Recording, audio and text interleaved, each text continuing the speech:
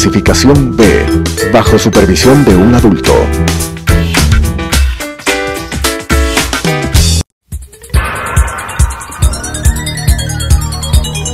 Las opiniones vertidas en este espacio por la producción y dirección del programa son de exclusiva responsabilidad de sus autores y de quienes intervienen en ellos.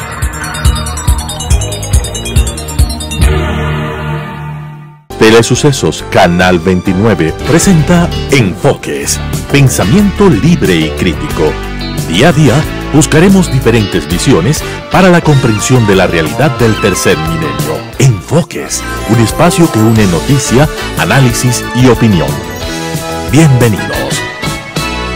Gracias por estar semana a semana en este espacio de Enfoques. El día de hoy tenemos como invitado al embajador Marcelo Fernández de Córdoba, quien fue vicecanciller, fue parte del equipo de negociación en Itamaraty cuando teníamos los problemas con el Perú, y con quien queremos hablar en base a su experiencia sobre lo que estamos viviendo entre Ecuador y Colombia, o podríamos decir entre Ecuador, Colombia y la disidencia de las FARC. Un tema que nos preocupa absolutamente a todos. Hemos dado nuestra solidaridad a los familiares de los periodistas, a los familiares de los militares. Esto de nos faltan 3, nos faltan 7, nos duele al país. Así es que, embajador, ¿cómo mirar lo que está pasando? ¿Cómo negociar y cómo prepararnos a futuro cuando vemos que hay una herida muy difícil de subsanar en la frontera norte, sobre todo en la zona de Esmeraldas, que colinda con Colombia? Uno piensa en Tumaco, piensa en Esmeraldas, piensa en Mataje, y son temas o ciudades hermanas, pero que están unidas lamentablemente por el tema del terrorismo y el narcotráfico. Gracias, Claudia, para mí es un gusto poder conversar. Evidentemente que el enfoque que tendría que dar el país es el globalizar la problemática, que no se lo ha hecho hasta ahora. Digo globalizar en la problemática en el sentido que no solamente es un problema de Colombia y Ecuador, y quizás ahí hay uno de los errores que se ha cometido, es un problema de Ecuador, Colombia y con todos los países que producen y consumen la droga. Ahí está la parte fundamental, que hay que contar con los productores y consumidores, para lo cual el Ecuador debería prepararse, debía haber estado ya preparado, porque esto se lo veía que venía no solamente desde el primer ataque que fue en diciembre, la primera manifestación, sino que desde muchísimo antes ya se lo veía. En más de una ocasión alertamos cuando se suscribían los acuerdos de paz en La Habana que iba a haber una especie de coletazo para el Ecuador, porque posiblemente, y es lo que ha ocurrido, de sectores de la FARC, miembros de la FARC que no acepten las condiciones del acuerdo de paz y que mantengan sus actividades de narcotráfico, que son pero muy remunerativas. Entonces, y aquí viene un punto, el Ecuador debía empezarse a preparar, no solamente en el campo militar, en el campo policial, en el campo interno, porque no se pensaba, el Ecuador, isla de paz, no se miraba las Fuerzas Armadas debilitadas, el servicio exterior aquí un paréntesis, debilitado. Pero la isla de paz tiene que tener canales y organizaciones e instituciones que permitan que se mantenga como isla de paz. ¿Qué pasó con Fuerzas Armadas, Cancillería y Policía, que son las organizaciones o instituciones que deben preocuparse por velar por la tranquilidad y negociar, en el caso de la Cancillería, de debida manera con toda la problemática externa? Bueno, evidentemente que se ve que no estaban preparadas, que no pensaron que esto iba a ocurrir y que los hechos les sorprendieron. Los hechos están ahí. El narcotráfico ya sabíamos. Creo que uno de los errores más graves que se cometieron en estos últimos 10 años es el suspender la base de Manta, que en algo ayudaba, y creo que bastante ayudaba para evitar ese paso de la frontera, esos corredores que se convirtieron en el Ecuador de la droga, y que ahora no solamente pasan por la frontera norte, van a Manta, si uno ve en Manta, la droga está por todas partes, en Quito la droga está por todas partes. Da muchísima pena ver que en las puertas de los colegios se vende drogas, tranquilamente, claro, hay leyes que permiten eso. Hay la tabla de consumo mínimo muy criticada por varios sectores, pero también, embajador, no solamente fue que se salió la base de Manta, sino se anuló la cooperación con DEA, con Interpol, con una serie de organizaciones. Todo es un conjunto de medidas que debilitaron la cooperación, la asistencia. Este es un tema que requiere de asistencia y cooperación internacional. Y se eliminó todo. simultáneamente se debilitaron a las Fuerzas Armadas, se debilitaron todos los órganos de defensa, inclusive la Cancillería. Entonces, ahí están los resultados. Ahí están los resultados. Ahora, centrándome un poquito más en el tema que me toca a mí, yo he visto con muchísima preocupación que en estos, ya son 20 días, me parece, o 21 días desde que lo secuestraron, la presencia de la diplomacia ecuatoriana ha sido nula. Prácticamente para las fotografías en Lima, la canciller asoma con el presidente de Colombia. No puede ser. Una diplomacia que estaba preparada para esto, que debía estar en conversaciones permanentes con el elemento principal de esta situación fronteriza, que es Colombia, ¿en dónde estaba? ¿En dónde estaban estos días la canciller que inmediatamente debió haber viajado a Colombia, haberse entrevistado con las más altas autoridades, presidente, canciller, ministro de Defensa, para programar, para tratar de coordinar qué es lo que le correspondía hacer? ¿En dónde estaba? Posiblemente estaba en su campaña electoral para culminar con su ambición de ser presidente de la Asamblea de Naciones Unidas, pero esa no es la función principal de ella. Ella tenía que estar dirigiendo la diplomacia ecuatoriana, haciendo las coordinaciones que le tocaban hacer y no simplemente aparecer en las últimas fotografías, y creo que hoy día va a tener una reunión con el ministro, así lo escuché en un noticiero, con el ministro de Defensa de Colombia.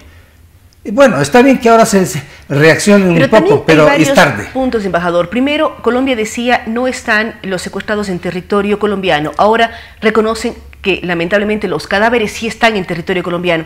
¿Por qué hubo este tema de desinformación entre Colombia y Ecuador? Bueno, hemos escuchado CNN, hemos escuchado una serie de declaraciones de los familiares, de los propios periodistas. Había desinformación, falta de conocimiento y lamentablemente, lo que usted señala, no se coordinaba entre los dos países. Evidentemente que lo fundamental, cuando se produce un secuestro, y esto cualquier persona puede pensar, lo fundamental es que se establezca una línea de comunicación directa con los secuestradores y los organismos o autoridades que pretenden la liberación de las víctimas. Pues eso no se ha dado. Está clarísimamente que la comunicación, en primer lugar, hacia el Ecuador, toda la información nos llega a través de Colombia. O sea, desde los secuestradores daban información a canales colombianos. A canales colombianos, y está visible, para mí está absolutamente visible que no hubo una comunicación fluida. Hablan de que tuvieron una conversación por WhatsApp de algunos minutos con algunos de los secuestradores, pero eso no es todo. Tenían que tener una comunicación fluida para precisamente poder negociar. Y precautelar la vida de los secuestrados. Saber qué es lo que estaban pensando, ver que eso implica preparación fundamental de nuestras autoridades militares y policiales en estos casos, que a pesar de que han habido casos en el Ecuador, más o menos pocos, muy pocos de secuestros, no ha aprendido que esto requiere una especialización especial. Inmediatamente se debió haber pedido asistencia a Colombia, asistencia en donde se pueda, en el país mejor preparado para una inteligencia que actual básicamente es electrónica y de todo lo demás, Estados Unidos. Estados Unidos ha manifestado de que estás listo a colaborar con el Ecuador, pero hay que firmar convenios, hay que volver a reconstruir lo que se ha destruido durante los 10 años anteriores con el Correato. Entonces está claro que no hubo en los 18 días que duró esta tragedia, no hubo un contacto fluido que permitiera una real negociación. Los secuestrados pasaron un video que nos llegó a través de Colombia que hacían sus demandas. Parece que ha habido una llamada, que dice una llamada. Yo cuando oigo esto de la llamada, a mí me llama un poco la atención de que no estemos preparados. Yo creo que todos conocemos que ha habido muchísimos casos de que a los delincuentes se los llega a capturar cuando usan un teléfono celular, que electrónicamente se puede establecer en dónde está ese teléfono. Si hablaron 10 minutos, yo creo que había tiempo para eso. No sé, es una parte técnica, me queda a mí la duda, pero evidentemente que no hubo este factor esencial, esta coordinación esencial con los delincuentes que tenían que hablar con ellos. Negociar es tratar de llegar a un acuerdo, es mediar, ceder posiciones.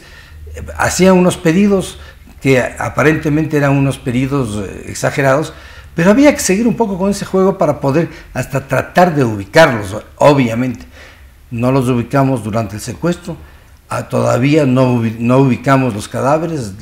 Colombia dice que posiblemente están en Colombia, eso lo dice recién ayer el presidente Santos, pero que no saben en dónde. O sea, hay una serie de temas, hay una serie de vacíos, Marcelo, que quedan ahí. Yo pienso que los ecuatorianos todos sentimos que no se hizo lo suficiente, lamentablemente, pero ¿qué hacer a futuro? Bueno, ahora, el problema está allí. Yo creo que ahora hay que hacer una revisión total de varios aspectos. En primer lugar, hay que hacer una revisión interna de las autoridades ecuatorianas. Eso es obvio. Si hay varios ministerios, son 3, que a todas luces han cometido errores, pueden ser errores de buena voluntad, pero han cometido errores que no han estado a la altura de los acontecimientos. O que no han estado preparados para actuar. O sea, no han estado preparados para actuar. Que no conocen de los temas. El presidente debería actuar poniéndoles a un lado, o ellos mismos deberían ponerse a un lado con dignidad, ponerse a un lado y permitir que sean reemplazados. Además, yo creo que tiene que mirarse exactamente de que este es un comienzo posiblemente. Lamentablemente hay que pensar en eso. Es un comienzo de una situación que la teníamos no ayer, sino desde hace varios años, que se lo ha tapado, se ha tratado de encubrir y que hay que solucionar internamente. Tenemos que robustecer las autoridades de defensa, policía, relaciones exteriores, hacer que estas autoridades sean asesoradas y sepan qué deban hacer en casos similares, porque pueden producirse. Teníamos el ejemplo muy claro en Colombia. En determinada época el secuestro era un medio de financiación de la propia FARC. Los secuestros se daban todos los días. Claro, pero al mismo tiempo se acaba de firmar el acuerdo con las FARC recién el año pasado, y cuando uno habla con medios colombianos dicen el tema de la devolución humanitaria digna de los cuerpos de las personas que fallecieron. En Colombia todavía eso pesa. Cerraron en los acuerdos, pero hay decenas de colombianos desaparecidos que no saben dónde están. No saben dónde están, claro. O sea, ese proceso tiene que culminar, pero el Ecuador no puede estar ausente. Yo creo que otro de los errores que se cometieron es que siendo el Ecuador parte porque somos parte lamentablemente de la problemática de narcotráfico, lavado de dinero, terrorismo, que es el que está en esas cosas, que obviamente la mayor fuente es Colombia, pero al ser límite con Colombia. Y somos el país de tránsito de la droga a nivel global. ¿Cuántas decenas de toneladas se capturan? No estuvimos en La Habana como parte de las negociaciones. Pero estamos aquí con el ELN negociando en Sangolquí. Pero no somos parte de la negociación. Ahí está lo lamentable. En el Ecuador no es parte de la negociación. Somos espectadores como cualquiera, como tú o como yo. Somos anfitriones sin tener posibilidad de opinar. Hemos prestado un local y una mesa para que negocie. El Ecuador tiene que involucrarse en eso para saber qué es lo que se acuerda, para estar prevenido y para realmente proveer a los ciudadanos seguridad y respeto a los derechos humanos. Eso en el campo interno. En el campo internacional, voy a repetir que la diplomacia ecuatoriana tendría que prepararse para hacer una realmente presión al gobierno colombiano, presión no solamente directa al gobierno colombiano para que asuma sus responsabilidades, pero además de eso, él tiene que estar en contacto con la fuente de la droga, porque hay que pensar que la droga no se cultiva la cocaína, se la transporta, es el consumidor. En una de las emisoras de acá se hablaba de que cuando estaba el presidente Uribe a cargo del gobierno colombiano, había 40.000 hectáreas de cocaína, ahora hay 200.000. Ahora hay 200.000, y parece que este grupo que estamos hablando controlan alrededor de 28.000 hectáreas, casi 30.000 hectáreas. Es un mundo. 30.000 hectáreas. Además es una fuente de recursos impresionante. Por eso es una fuente de recursos impresionante. ¿Y ese recurso de qué viene? ¿De dónde viene? De los consumidores. La mayor parte de consumidores, hay consumidores en nuestros países, pero la mayor parte de consumidores están en los Estados Unidos, están en Europa. Ahora, ¿cómo luchar contra este? Marcelo Fernández de Córdoba al inicio decía, hay que globalizar los problemas. Todos somos conscientes de que es un conflicto global el tema del narcotráfico y el consumo. ¿Qué hacer? ¿Cómo hacer que los presidentes se sienten a conversar del tema? ¿Se debe liberalizar el tráfico y atacar el consumo? ¿Qué hacer para acabar con estas mafias terribles que cuestan la vida de decenas de personas? En primer lugar, y me estoy refiriendo al caso nuestro, yo creo que ya hay que tener conciencia que esto ya se viene de años atrás, de decenas de años atrás probablemente. Hay que tener conciencia que no podemos decir esto no nos afecta a nosotros. nos afecta. Nos está afectando siendo país de tránsito de la droga, pero también ya estamos pensando que hay un consumo elevado de droga en las ciudades. Yo repito, a mí me sorprende si uno se pone a mirar una salida de un colegio que uno ve que prácticamente a los muchachos les van y les venden en la puerta del colegio. Y no importa si es público o privado, es un mal que está latente. Está latente, entonces el Ecuador tiene que concientizarse que tiene ese problema y buscar la forma de solucionarlo, porque no se saca nada diciendo no hay problema, somos una isla de paz, aquí la droga es mínima, y no es así. Ya la realidad, y esto lo que acaba de ocurrir nos pone de manifiesto que la problemática estaba ahí, está ahí, y posiblemente va a continuar por largo tiempo, y que si es que no tomamos medidas en todas las áreas, como repito, áreas de seguridad, áreas de control, educación en la población, gestión internacional para lograr apoyos, para lograr coordinaciones, para lograr asistencia técnica en estos problemas, una asistencia que sea adecuada, y no simplemente sujetar todas estas cosas a una manifestación ideológica, que es lo que se ha hecho en los últimos años, que hay que romper con el mayor socio que tiene el Ecuador, que es los Estados Unidos. Ese es un punto gravísimo, que está claro ahí, que prácticamente por poco nos rompimos con Estados Unidos en todas las áreas, pero particularmente... Uno recuerda los últimos 10 años, se dio la base de Manta, expulsamos al embajador, le declaramos persona no grata. Expulsamos a los agregados militares, expulsamos a una serie de personas, y se suspendieron programas de cooperación en seguridad. Yo creo que hay que retomar esas cosas, que sensatamente eso no es ceder la soberanía, bajo el pretexto de una soberanía absoluta, que queremos aplicar en todas las cosas, que no podemos pronunciarnos por Venezuela, porque lo que ocurre en Venezuela es un asunto interno.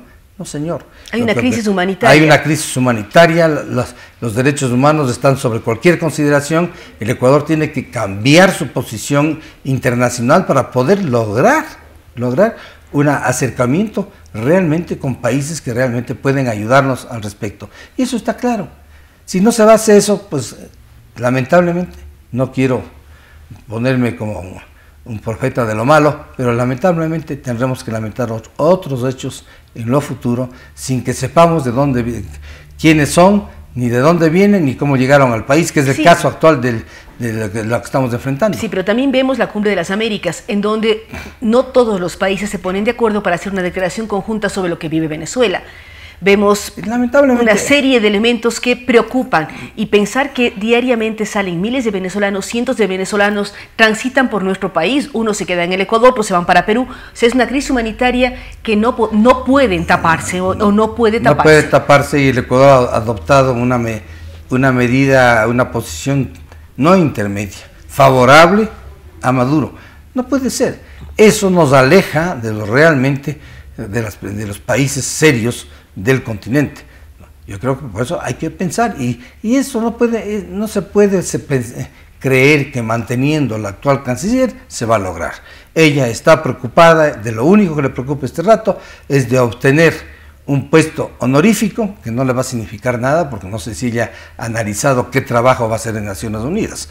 En Naciones Unidas lo que hace el presidente de la Asamblea es dar la palabra a los distintos países en el orden establecido ya tradicionalmente, y muy pocas acciones tiene después de que se acaba la Asamblea General, es decir, el 31 de diciembre de este año, si es que llegara a ocupar ese puesto.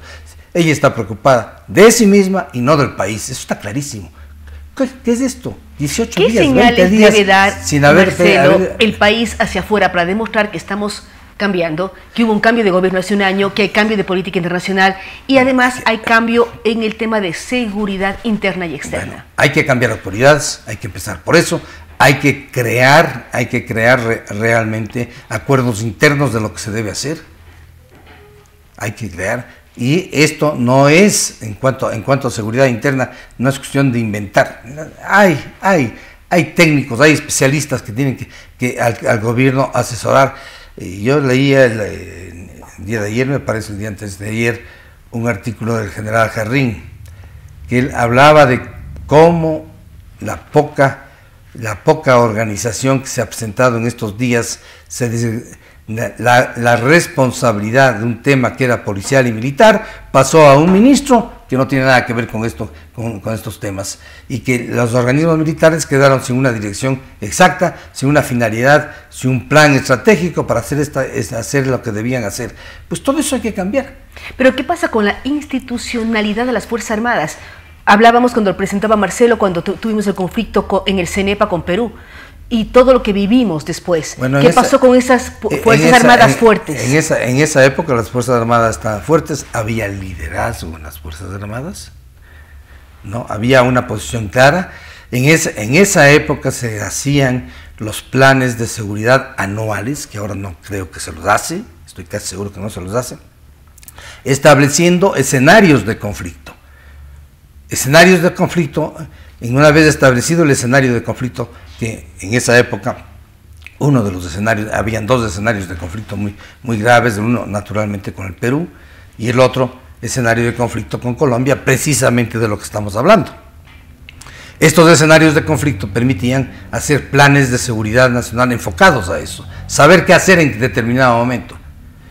Bueno, eso ha quedado un poco, ha quedado en nada, en el aire, porque los planes de seguridad hacían autoridades, empezando desde el Instituto de Altos Estudios Nacionales, que ahora prácticamente no existe, que en los últimos 10 años ha pasado a ser una dependencia de propaganda de Alianza País, no ha cumplido los objetivos que realmente tenía, ¿no? El Consejo de Seguridad que existía antes, que era una organización que asesoraba al presidente de la República con las más altas autoridades que estaban involucradas en el tema que debían tratar. Bueno, ahora las cosas andan un poco sueltas de la mano, que viene esto de los últimos 10 años. Yo creo que el gobierno tiene que dar muestras de reformas reales internas para hacer que la seguridad ciudadana esté realmente planificada y ejecutada, porque no es cuestión de ejecutar, si no hay planificación, no hay ejecución.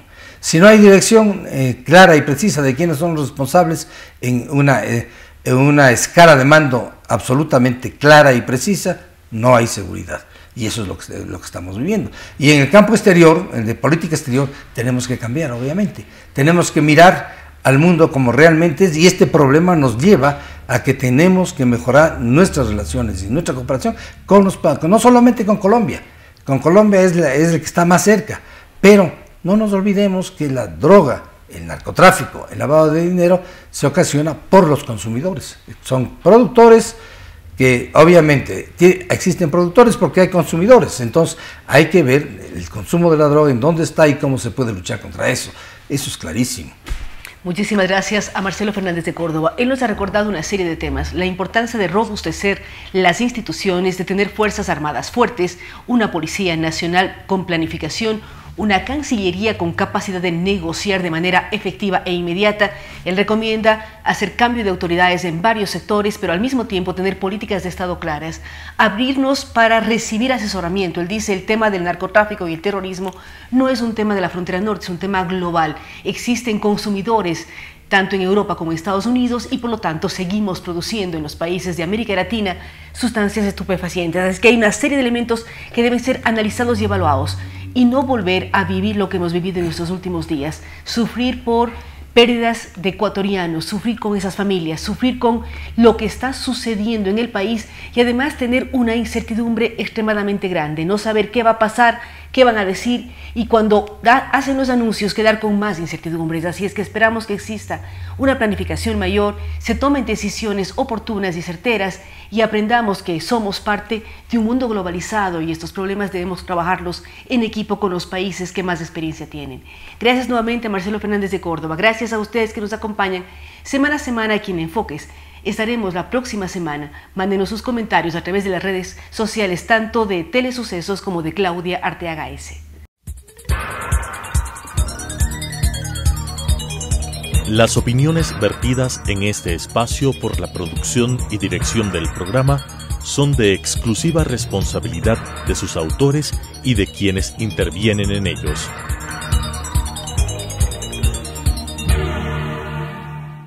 Telesucesos Canal 29 presentó Enfoques, pensamiento libre y crítico. Día a día buscaremos diferentes visiones para la comprensión de la realidad del tercer milenio. Enfoques, un espacio que une noticia, análisis y opinión.